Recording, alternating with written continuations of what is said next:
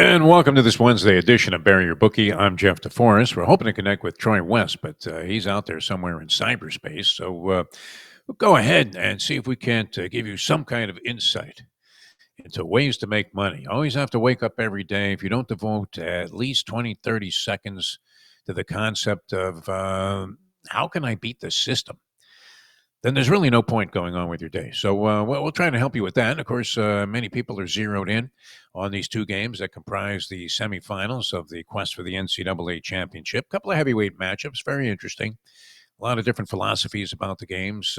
Because I desperately need Houston to win the one bracket, if they go on and win it all, I'm a guaranteed winner, which is nice. I have to circumvent my way above a couple of people. It's almost like looking at the golf leaderboard and you post an eagle. That would be my eagle on the par 5 18th hole if Houston could somehow win it all. But very difficult to foresee. As you look at Duke and the line is climbing, they're sending it in on the Blue Devils. They appear to be the most well-rounded team that is left in the tournament. They have crushed the opposition like a grape all the way through.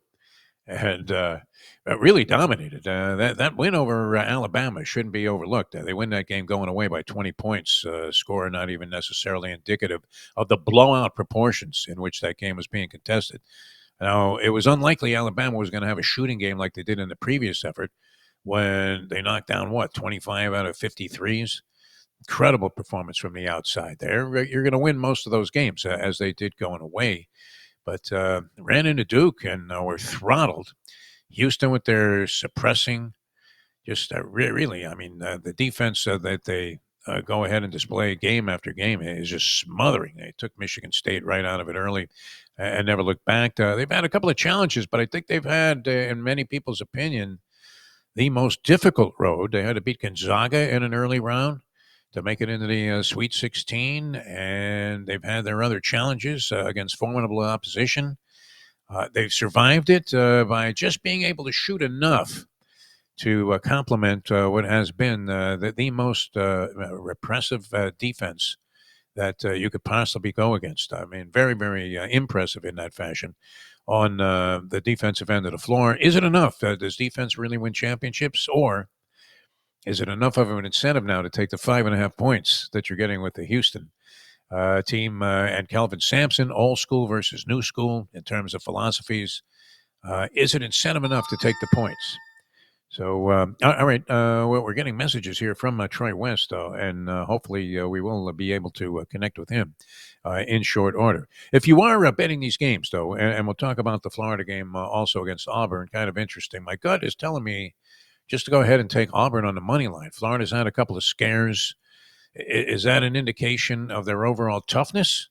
Everybody's always citing the credo that, well, you have to be challenged somewhere. The winning team always faces some stern test. Now, Florida faced that against UConn, and it was justifiable that they were taken to the wire, although, again, the final score a little deceptive. It was a 2-point margin, but there was a 3 at the buzzer that narrowed the gap. So did they handle the assignment against UConn? Yes. Was it challenging? You would have expected it to be, no less, with the two-time defending champion. Not playing bad basketball, kind of playing better at the end of the regular season and in their tournament than they had throughout most of their year when they were kind of up and down under the maniacal Danny Hurley. So where do they stand, the Florida Gators? Are they battle-tested or are they vulnerable as a result of what you've seen? And Auburn, extremely impressive, and has been such for most of the tournament. They had that little slip up at the end of the regular season that dropped them down from what looked like cinch status to be the champion. They lose 3 out of 4, but it bounced back nicely. And you would have to consider them in there with a definitive shot, I think, if they take on when they take on the Florida Gators. All right, if you're betting the games, BetOnline is the world's most trusted betting platform and your number one source for all your sports betting action. The Final Four is upon us. BetOnline has more ways to stay in the action, latest odds, news, and scores, even live in-game betting while the games are being played. With the largest selection of odds on everything from college basketball to MLB, NHL, and UFC, even a Kentucky Derby, future odds out on that. you're ready to bet. You're ready to roll with Bet Online. In between games, head over to the Bet Online casino with the top Vegas style games. They have poker and they have live casino action there. You're shooting craps, you're playing roulette, you're having yourself a ball in the slot machines. Bet Online, the game starts here. So tough to see. I mean, the 5.5 is a generous offering in the Duke game against Houston. Is it enough of an incentive to take a team that certainly doesn't possess anywhere near the offensive prowess and effectiveness at Duke? And Duke has a couple of numbers coming into the tournament that many people would cite as gospel if you're a numerologist when it comes to your degenerate gambling activities. The Ken Palm numbers are almost biblical. I mean, right up there. I think they even eclipse the meaning and significance of what I always thought was one of the greatest stats ever invented in the history of sports, and that was the Buyer's speed figures in thoroughbred racing. Now, many people might be, spitting up their coffee, going, "Buyer's speed figures, what a joke!"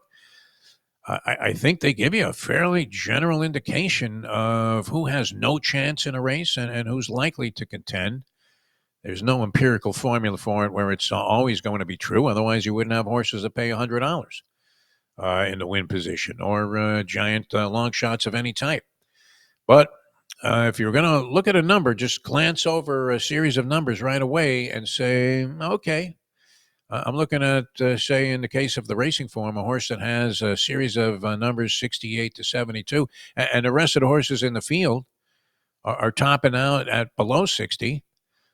You're thinking this horse maybe is even money or even lower, but stands out, and it's going to take some beating, or some horse that comes up, jumps up, and makes a radical improvement. Duke had these Ken Palm numbers that adjusted offense and adjusted defense extremely significant. It was pointed out to us by the great Jim Larinaga, the former coach of the University of Miami, 2 times in the Final Four, once with UM, and once, of course, with a Cinderella run with George Mason, going back, I think, to 2006, even that far back.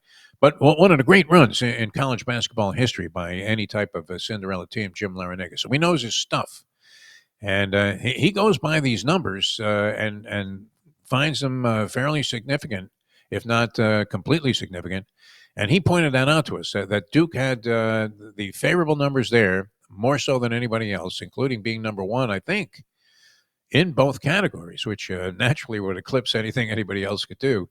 And that they were significant enough to be an indicator that Duke goes all the way. Now, that seems to be the common wisdom. They are favored.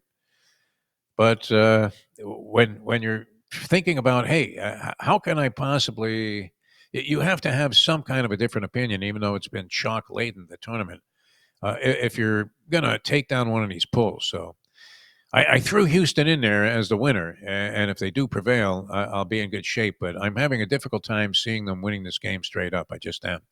Duke's playing too good of a brand of well-rounded basketball, getting contributions from many guys. Their star, Cooper Flagg, who could shine over many, have games like Steph Curry did last night where he gets 52, almost as a matter of routine, if he was inclined to do so, has just submitted to the idea of being a great team player, even plays terrific defense. And the things that he's doing overall, blending in with 2 other blue blood recruits that they have, a transfer who had significant experience at Tulane, 4 years at Tulane. How many years is this guy in school? And of course, they have Proctor, who has been in their system for a while and has really blossomed this year. So tough. John Shire in his first, go around as a Final Four team, I want to say. Yeah, Duke hasn't been there before, have they, with Shire? And following in the footsteps of the great Mike Krzyzewski. I was not a big fan of Krzyzewski. I thought he was a little pompous and arrogant until I had an interview with him, and he kind of changed my mind because of the way that he viewed the game of basketball. If he was bullshitting, then he did a great job, but he made me fall in love with the game, and it's all about the game type of thinking. But Shire done a great job. That's not an easy thing. We've talked about Gene Bartow as one of the first guys I ever interviewed. I was trying to be a sports writer. I needed some writing samples. I get an interview with Gene Bartow, who was in his first year taking over for the Wizard of Westwood, the great John Wooden. Not easy shoes to fill. And Bartow had a great season. They wanted to throw his ass in the La Brea tar pits. even though I believe he was like 24-5 or something like that. The shock, the horror that these guys, it was Colonel Kurt's time, experienced, the UCLA Bruins fans who've been spoiled by all of the success of the Wizard, however much on the level those were. Anybody ever hear about this? Oh, look at this. Out of nowhere, he popped in there. Troy West. I was in the middle of a long dissertation here, just trying to. I was treading water until we could find you, Troy, and I'm glad. I am here.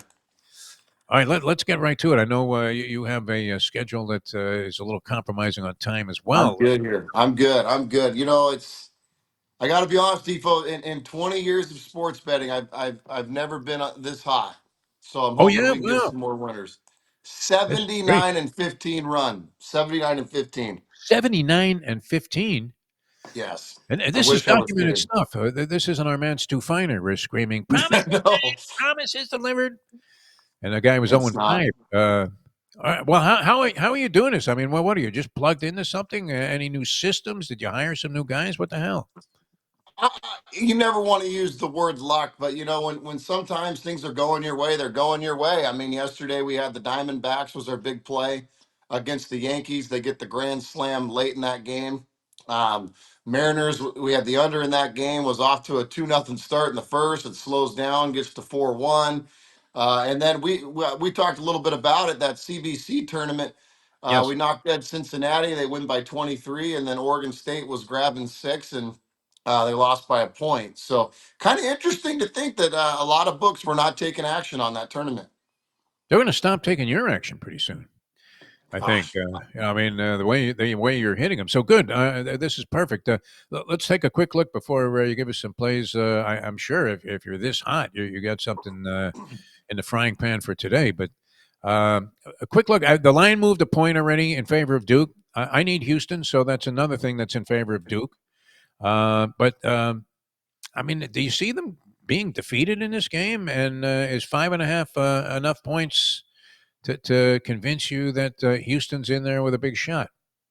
Well, if I were to bet it, I would probably buy a point and get it up to 6.5 and grab Houston at 6.5. Just kind of keep out of foul trouble towards the end. But that's going to be a tough game for Duke. I mean, Duke hasn't seen a defense as good as Houston all year. The one time they did see a good defense earlier in the year was Clemson, and they lost that game. So I think Houston has an opportunity here. Now they've got to hit their shots. Houston can go cold. They go spurts without scoring. They cannot do that against Duke. But 5.5 is a big number there. If I could get it up to 6.5, I'd feel pretty good about that. All right. And the other game has stayed pretty much steady at 2.5. Florida Gators favored over Auburn. For some reason, I started feeling Auburn. The Gators have been challenged. We mentioned this earlier in the program before you came on. They've been challenged a couple of times, and I'm not sure that that's not more of an indication that they're vulnerable than it is that they're battle tested now and ready for that kind of championship mentality because they survived a couple of scares. I think. I mean, they were dead in the water in this last ball game, and they came up with a miracle win. They've done it a few times this year. Well, what do you make of that one? Florida Gators and Auburn. I'm tempted to take Auburn on the money line, so that may be even more reason for people to go the other way. I'm leaning Auburn money line as well. I just think they're the better basketball team overall. They have not put together truly an A game yet. They make the great comeback against Michigan, where they looked outstanding, and then they did actually look pretty good against Michigan State. Florida's just been rocky all tournament. They were lucky to get through that Texas Tech game. It's going to be a great basketball game. The one thing that does scare me is Florida's due. Florida's due for a big, 85, 95 point game. They have not done that this tournament where they've just looked dynamite. They're due for that. But I think just Auburn's the better team. I think Bruce Pearl has got that seniority behind him. That's what's fascinating about this Final Four. You got the two young guys in Golden and Shire and the two veterans with Sampson and Pearl. I'll take the veteran in that game with Pearl. All right, so you're leaning my way, and we'll have more steam on that coming up, of course, tomorrow and Friday with Mike Jones and the Professor. Had an interesting one yesterday. Scotty M with us. He gives out 3 games and across the board. One hockey game, which he lost with Winnipeg losing to the Kings. He was on top of your game. He might have confirmed with you, Troy West, about that Arizona Yankee game where he had that one nailed. And he hit with the Timberwolves last night, too, who won outright in overtime over the Denver Nuggets. But it was a cross section of a variety of different types of action. I don't know. Are you inclined to go in that direction today? With some picks? I'm going to give you guys some baseball today. Okay. I'm going. I've been riding this all year. I believe it's hit 5 out of 6. Give me the under again in the Mariners Tigers. You've got Scooball, who obviously the reigning Cy Young Award winner, got roughed up a little bit against the Dodgers, who hasn't. They goes up against Luis Castillo with the Mariners. He got roughed up a little bit in his first start. The total is 6.5. That's a day game out here in Seattle. I think you're looking at another 2-1. 3-2 type of ball game. Give me under 6.5 in that game. All right. And then another morning game for y'all. I like the Cincinnati Reds at home against the Rangers. Big pitching edge. Hunter Green takes the bump for the Reds. Leiter takes the bump for Texas. Leiter has just been so inconsistent. He had a nice start his first outing, but give me Hunter Green and the Reds to get the job done in that game. And then last but not least, I'm going with Toronto at home. They are going up against Mackenzie Gore, who had an outstanding debut, 13 strikeouts against the Phillies. But that's a bad National team. Blue Jays have looked pretty good so far. They're at home. Give me the Blue Jays in that one. Hey, you almost wish it was Al Leiter out there on the mound for the Rangers if you were a Ranger fan. No lie. And the Reds were a friend of mine's team to easily eclipse the over total for the season, which I think is relatively tepid. They have Ellie De La Cruz. He's using the torpedo bat. And so there have been some significant developments. What kind of odds could you have received, Troy West, in your opinion, that Rafael Devers of the Red Sox would be not only 0 for 19 at this point in the season, early juncture, yes, but with 15 strikeouts and looking completely bamboozled when he's at the plate? Yeah, I don't, maybe he's still upset that Alex Bregman came in. I Yeah, I don't know. That's it's astonishing to look at. I don't like you said. I don't. It doesn't look like the Red Sox played yesterday, but disbelief. I obviously got to keep throwing him out there, but man, that's one of those things where you almost send him down to the minors and just say, hey, look, let's get it figured out down there because that's scary stuff. I mean, brutal. he's on pace to break all sorts of records if he keeps up this pace. 15 Ks in 19 plate appearances, official plate appearances. He's walked a couple of times, I think 4. But wow, an abysmal start. And I didn't realize this. Francisco Lindor was hitless on the season going into last night's game against the Marlins. And I would think with the kind of price that you get on the money line with the Marlins, no matter who they're playing, especially early in the year, if you had bet them in every game, you'd be 4-2. And I would imagine what? I mean, were you getting at least plus 150 in virtually every game? You might have made enough of a profit to back them for the next couple of weeks. Yeah, I think you're right. Sometimes you just never know with those young, hungry players, right? And they've got decent pitching.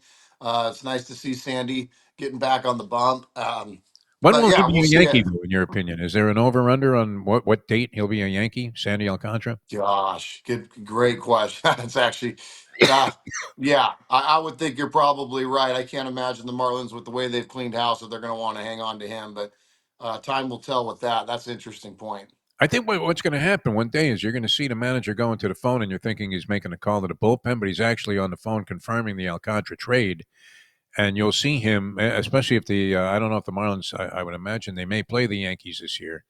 But, wouldn't that be awesome to see him just switch dugouts in the middle of a game, in the middle of a start, and become the You first might be guy to onto something. I'd love to see that. I would love to see that, and I would not be surprised if they did it. with the Marlins, you would have to think it's possible that their ace could end up finishing the game for the other team. If they had the right price. So, yeah, I'm always wondering if they're going to the bullpen call or they're actually calling the front office there to see if this guy was still on the ball club. All right, Troy wins this run, and then I see on top of this, are you fueled by your own desire to lose money?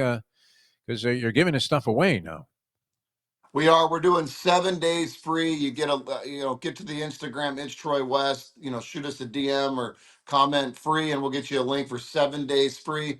I kid you not. It's all documented. We have a little Telegram page that people are jumping for joy. People are retiring, popping champagne. Get to the website troywins.com. But yes, we're giving you a week absolutely free. Absolutely free. How do you beat that? And you're on fire, my friend. On On fire. fire, on fire. I'll have to shoot you the betting tickets, Defo, when we get off here so you can see them. What was I've that got the again? betting tickets. 79 and 15? 79 and 15. I'm telling you, it's been 5-0, 5-0, 5-0, 4-1, 5-0, 3-1, 5-0. It's been wild. Like Trust me. 64 units. What do you do? I mean, how much money can you make on that? You're up 64 units here. Let's say it's Holy been a good moly. March. I paid off some credit cards in March. There's no doubt about it. You keep it going, Troy West. Trying. Outstanding job as always. Thanks so much for joining us. Thank you, Defo. Talk to you soon. All right. Troy West coming up. I mean, the man is, he couldn't be hitting with any more frequency. 79. And he does document these picks. So check him out. Troy West at Troy Wins. All right. Yeah, but we got to get out of here. Little lean towards Auburn on the money line from Troy West as well. I don't know why I'm feeling that against some Florida Gators. And of course, still trying to find a rationale where I can justify my thought that Houston, well, what I need for this bracket to win the whole thing, Houston to win the whole thing. Can they win? If they can win against Duke, I think they can win against either of the other two teams. But this will be a round. This is a do or die. Is this your championship game? I don't know. If Duke manhandles them like that, you would have to think they'll be distinct favorites to win the championship against whomever emerges from Florida and Auburn. Anyway, should be a lot of fun. There's still more to talk about that coming up in the next couple of days. Thanks so much for tuning in, everybody. For Troy West, I'm Jeff DeForrest. Thanks for watching this edition of Bury Your Bookie.